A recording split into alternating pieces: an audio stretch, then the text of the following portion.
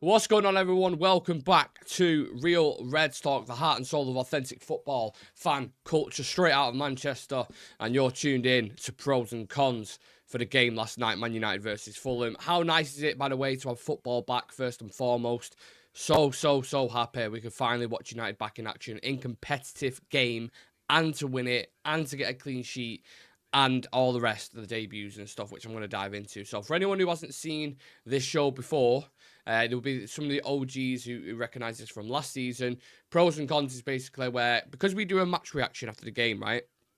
We're quite emotional, quite hyped, and you can't really assess it properly, can you? You're just buzzing with everything that's going on. Once you've had time to let the dust settle, it's been like 12 hours, whatever it is, and you can focus on certain things and you can talk about certain things, then I think you give a bit more detail and you can, just more structured in it rather than just kind of blurting and going left, right, centre. Because anyone watches the review last night, it's like a roller coaster. It was going everywhere. So usually we do structure it a little bit more, but obviously we were just buzzing that United were back. So nice to have so many of us in the chat. Please do smash a like on the video for us and subscribe if you're new.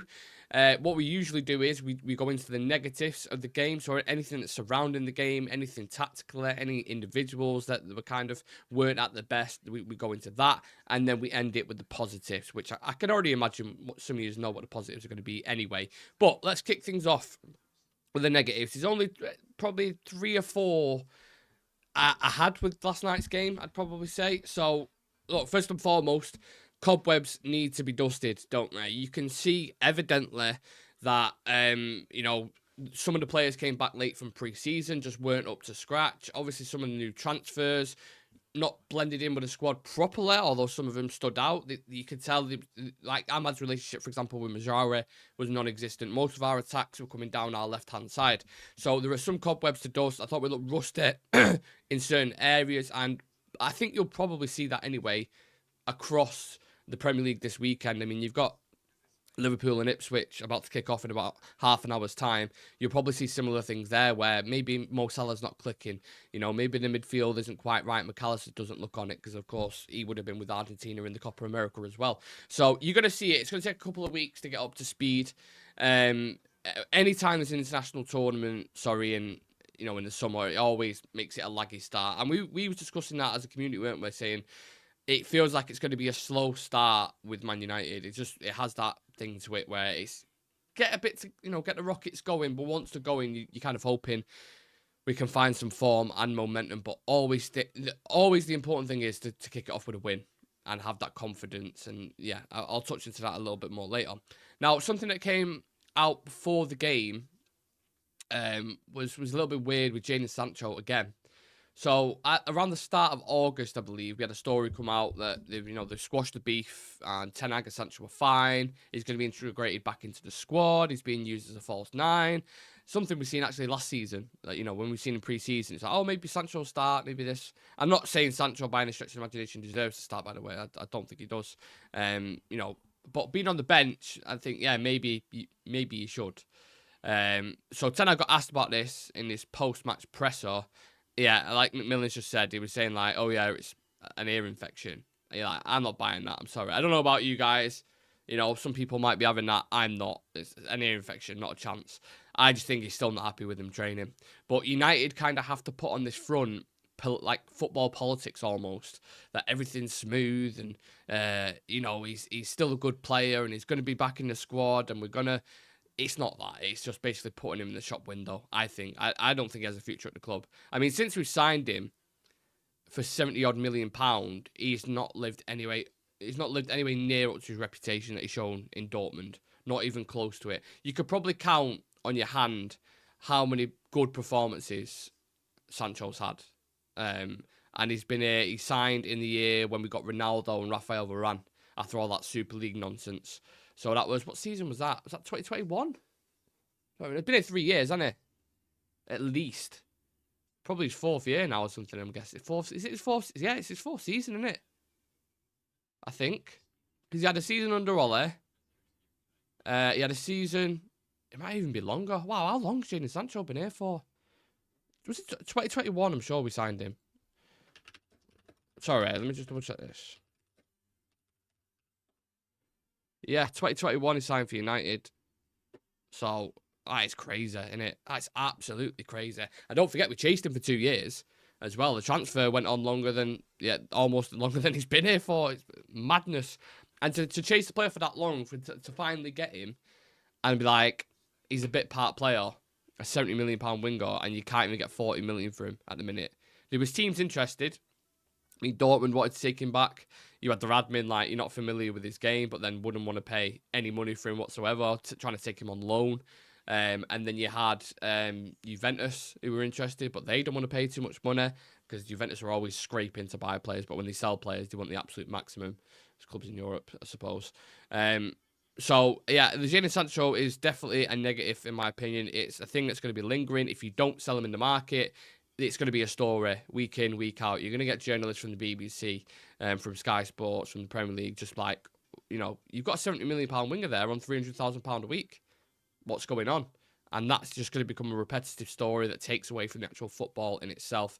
The one thing I said about Jadon Sancho, someone just put it in the chat about Ugarte. If we can use it as a make weight, like, you can have Sancho on loan, he pays wages, pay a bit of a loan fee, and, let's work on the Ugarte deal a bit, bring that down by 5 million or whatever. And great, use him for that. That's what I say. But I don't know. I don't see him moving. I don't see a team coming in for him. It's too much wages, too much of a risk. I don't understand personally why PSG would take the risk. I thought that Chelsea story was utter nonsense as well. So I just don't see him going. Again, don't know what you guys think, but please let me know. Right, on to the next negatives. Promise I'll talk about the positives soon. No killer in the box for United. I think it was pretty evident last night that we was crying out for a number 9. I think Højlund would have scored a couple of goals with the chances that we was creating, and there's a couple of things with it. So obviously we was kind of using like Mount and Bruno as false 9s or 2 attacking 10s, whatever you want to call it, and then the wingers would invert in certain attacking phases, but then they would also hold the width. But across the front line, I mean, Bruno had a good few chances that he missed. I weren't going to put him in the negatives because Bruno actually had he was okay, he was decent, he's our best player, it's like clear to see.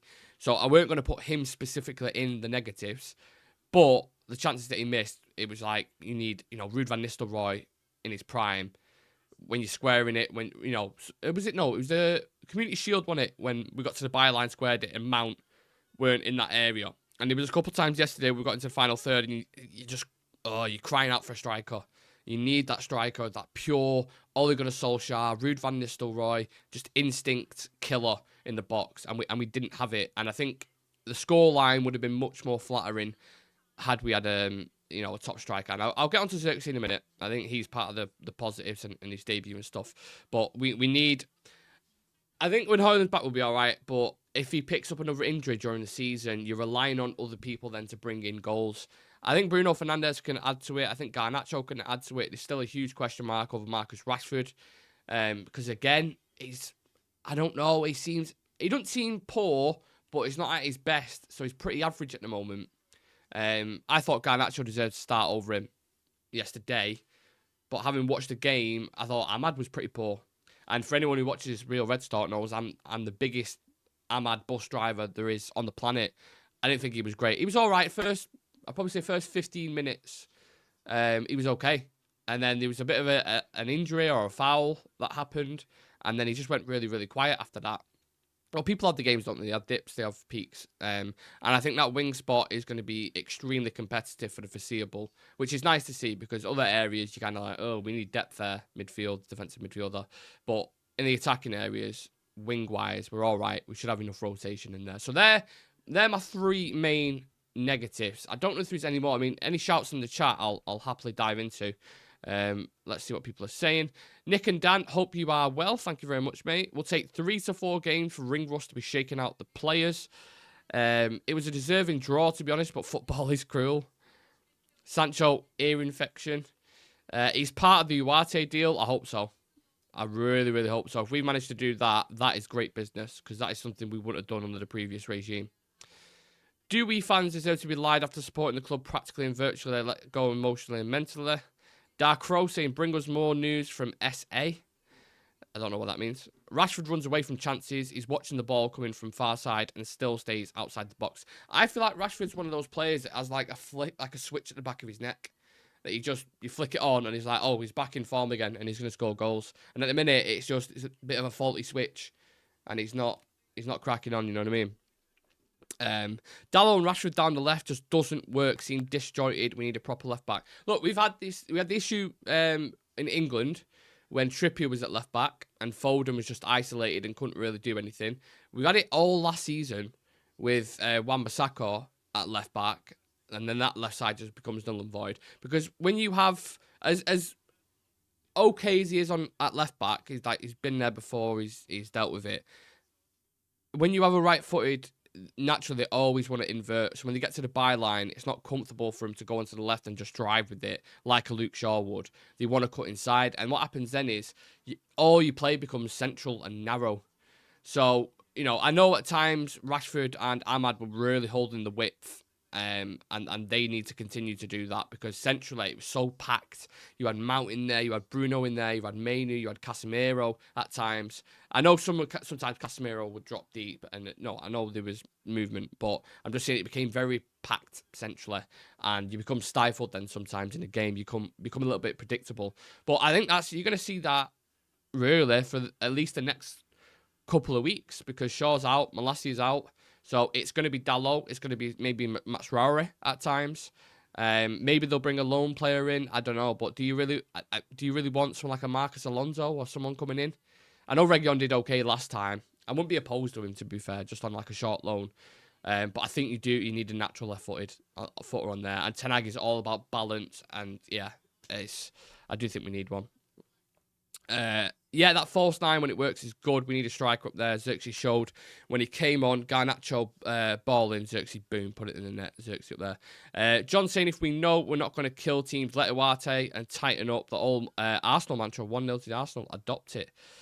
Tactical knowledge there from John Ahomene. How do chat? How do chat? Just ask him. Yeah, I'm good. Got a date soon. In a pretty good mood. Tell us about your date, Sean. That's going to be added to the... I'll add that to the positives. Love it. Remember, wrap up. Chivy saying, it's simple. Possession football doesn't suit Rashford. He's better off when we're sitting back and countering. Yeah, couldn't have said it better myself, mate. We're all rooting for you, Sean, in the chat as well. Let us know the details, how it goes. Is it Tyrion in Game of Thrones where he goes, we're going to need details.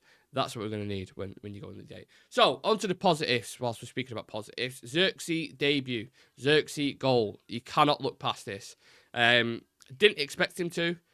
I said Xerxes was going to be a slow burner just because I've watched bits for him in Bologna, and you saw it even yesterday when he came on. He is different, innit? When he walked on the pitch, he was floating, getting some nice touches, little flicks around the corners. Very good awareness as well, I would say. He knows space. He knows how to manipulate space, which is what I like. And I think that'll work well with players like Garnacho. And we said this anyway. Like, we've done so much analysis on Xerxes where we said, when this guy drops deep, and gets onto the ball, if the wingers time the runs perfectly, he's going to be feeding them. We'll get quite a few assists. Actually, he was on the other end of it. So actually, you saw the move where he was in the final third, drifts in, plays it out wide, Casemiro, Garnacho, and then the timing of his run is really, really good. And that finish, by the way, I don't know, people haven't spoken about it as much as it should have done. Sorry, I thought the finish was spectacular, really, really good. Bottom of the foot, left foot stuck out, just kind of placed into the bottom left corner in the 86th minute as well. Like it wouldn't have been an absolute disaster if we if we drew that game. But no one wants to start a season where you're already clawing for points. You draw at home to Fulham. I mean, we lost last season at home to Fulham. So the last thing you want to do is... And it could have easily gone the other way as well. Don't forget, they had a couple of counter-attacks where if Maguire were a size 10, or size 12, should I say, or size 15 probably, then they would have got away with it and they probably would have scored and we would have been trying to claw a point back. So it's all about perspective, of course. But I thought Xerxes, for the cameo that he's shown, I mean, when did he come on? 60th minute? 70th minute?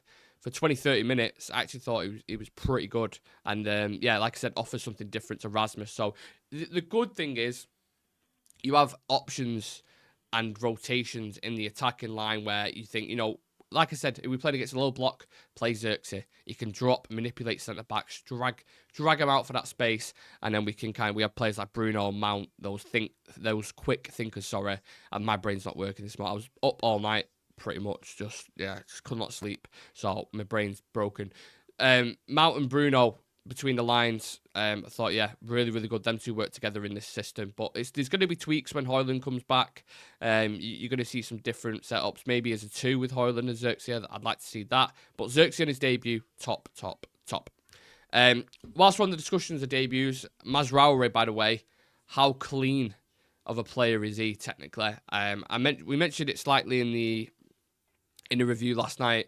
But I thought him compared to... Everyone was questioning at the time, like, not sure. I'd rather keep Wan-Bissaka. This Mazraoui's injury prone. It's another player that Ten Hag's worked with before. And he was one of the best players on the pitch yesterday. Alongside Maguire, I'd probably say. Him and Maguire were nominations for man of the match, at least in my book. So I thought he was good. Shown what he's about in space, on his right foot, left foot. Very confident. Makes the right decisions in possession. Opens it up for other players because he's so comfortable. He can drop into the midfield. He can hold the width on the right-hand side. He can sit back if needs be and defend. Very agile, very mobile. I thought he looked good. For 15 million quid. You sat watching it, you're like, you know what? That ain't bad. That ain't bad at all. So I'm happy with that, I suppose. I think he's done really, really well. Look, it's only one game. It's against Fulham. He's going to have a lot tougher test than that. You know, like, who's the wing? Can anyone name the winger he was up against? No idea. Couldn't even tell you. That's because he did fuck all. But when you come up against, I don't know, who's got a top left winger? Let's say a Spurs, and you got 1v1 against Son Heung-min. Let's see how he does then defensively. So I'm not going all in with Mazraoui at the minute. I like what I've seen, but I'm trying to temper myself because I know it's, players can have 1 or 2 good games and then it can go to the shit pan. So let's just see how he cracks on. I think he's done relatively well. But Mazraoui, what do we think, guys? Happy with him? What are we saying? Excuse me. Dramatic Avocado says, who else thought McTominay scored? A lot of people giving advice to Sean in the chat, which I love to see. Don't forget to spray your bollocks, Sean. That's from Alex. Don't do it after you shave. That's one thing I'd say. Sean is going to be one night meaningful relationship. Alex, I have a lot of fragrances. I always smell good. My balls are no exception. Love this chat. Great finish. Z comes across as a player who makes the complicated things look easy. Exciting player. What a way to describe it. Z as well. Are we calling him Z? Love that. Comes across as a player who makes the complicated thing look easy. I will pin that comment because I love that. It's a good way to describe him. If McTominay scored, Fulham would definitely pay the fee we want for him and taking him back then. Damn you, Xerxes. Yep. Half glass full, if you want to look at it that way. Happy with the game last night. Created lots of chances. Plus, on a side note, you're now pissed when the missus says, I couldn't find the light switch when I came home. All right, Dino. Thank goodness I'm off the drink. Don't miss the booze and the hangovers. Yeah, to be honest, I haven't had a drink for a hot minute. Like a big drink. Yeah, I haven't been rough in a while. I just feel rough and normal, like naturally. My body's just, yeah. Anyway, TTM didn't put a foot wrong, to be honest. We won't be missing. Aaron Wan-Bissaka, this is how Maz performed. Him and Ahmad, the best our right side has looked in a while. And I think you will see that relationship blossom. Do you remember the reports that were coming out about Mazraoui? And he was saying, like, yeah, he's going to unlock Antony. And you're like, fucking hell, if he's going to do that, you might as well pay 30 million. Try recoup the money you get back for Antony. Because they did have a good relationship at Ajax. They did work really, really well. And maybe you'll see that in a cup game. Maybe you'll see it in a game. Because Antony's not got a sniff at the minute. He's literally not even got on the pitch. And when Garnacho's on the bench, you ain't getting a minute. And Sancho's out of the squad as well. So, yeah, I mean, maybe you will unlock him. There's still some people that think he's going to have a good season. I think, everyone's entitled to their opinion, and I understand why you may think that. But yeah, let's calm down the Antony talk just a little bit. Let's just see how the season kind of cracks on. Now, next positive we're going to discuss is the obvious one, but look, it happened, so you kind of have to discuss it. Man United, 3 points, clean sheet, top of the league. I sound like Donald Trump then, the way I said that. 3 points, clean sheet, top of Joe Biden, Sleepy Joe. Joe, you're an idiot. 3 points, clean sheet, top of the league. I'm happy with Happy. Especially when you're kicking off the Premier League campaign, you want to set your stall out. You want to, the momentum and the confidence amongst players, especially players like Xerxes on his debut. I think Ten Hag referenced that, saying that, last season Højlund scored against Brighton, and that's like a confidence unlock for strikers. They need that first goal. And if they don't, then they get more and more nervous about it. Do you know what I mean? So having Xerxes score that will only, fill him and the squad with positivity when Højlund's out for the next, I don't know when he returns, September or something. So yeah, 3 points. And I think there'll be a couple big teams, a couple surprises this weekend that drop points. So you're already making points. You're already, making points on other teams, sorry, around the league. A lot of people saying, I don't think, Trump impression. No, I love Shane Gillis' Trump impression. I wish I was good at Trump. Sleepy Joe. Trader Joe, that's what you call him. The Mexicans are taking over the borders. I won't get better at that. I won't get better at that impression. I go out once a week with my dad, brother, and boys for darts. Well, I hope you enjoy it, Dino. I hope you enjoy it, mate. Have a good weekend, pal. They had a relationship, but man, Anthony's dross. He has good defensive work rate as a winger, so I guess we'll sold definitely if our right side partnership. That's the only positive. Nick McTrump. Yo, that was a decent Trump impression. Fucking hell. Sleepy Joe.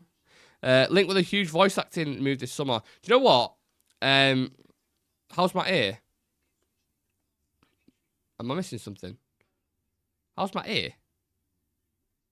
I don't know. My ear's alright, I think. Yeah, I don't know. Yeah, all good, bro. How's your ear? Don't know.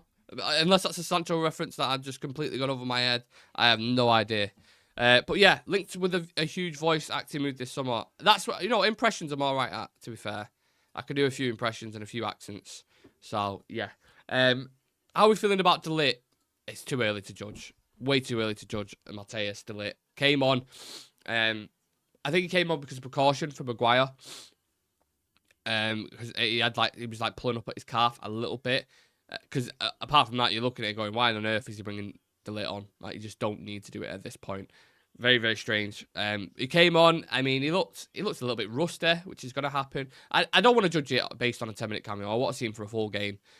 One thing I will say is, I wouldn't right now. I'd give De Ligt a little bit more time to settle in. I'd start Maguire. I think Maguire.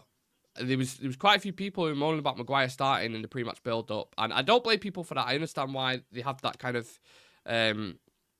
almost relationship with Maguire, but he was one of the man of the matches yesterday. He was absolutely colossal, great in the air, good on the ball, pressing up really, really well. Yeah, I think it's going to be tough to remove him out of the starting lineup. If I was, look, I love Lissandro and what he brings, and I would never remove him out of the team. But if you're going to tell me Lissandro had a better performance than Maguire yesterday, not a chance. Not having it whatsoever. So, yeah, look, Gary Neville was mentioning, back fives yesterday, back threes. We sent it. Maybe they will. I mean, I've never seen Ten Hag put that system out, to be fair, but with attacking players like Mazraoui and Delo in there, maybe you could do it. Maybe you could. It's an interesting concept, isn't it? Imagine Nick announcing players' names at OT in the accent of each foreign player's nationality would be mint. I'd probably also get beat up for sounding racist. If I tried doing, certain accents, yeah, I think I don't know. I could do him. Don't get me wrong, I can do him. But, yeah, it'd be a bit risky. Do what Arnie voice, log. Get to the chopper. I don't know Arnie. Is that Arnie? I'm not sure. I'll be back. That's better, isn't it? I'll be back. Get to the chopper. Maguire surprised me, but on another day, that early yellow card puts us under pressure. Lissandro was definitely worse than him. Leacher was so-so. Maguire was a monster. Definitely agree with that. Oh, Trump got shot in the ear. Yeah, dramatic avocado. I'm not having breakfast or coffee yet, so that's just straight over my head. Straight over my head. Right, last positive I'm going to discuss. Structure and midfield was better, wasn't it?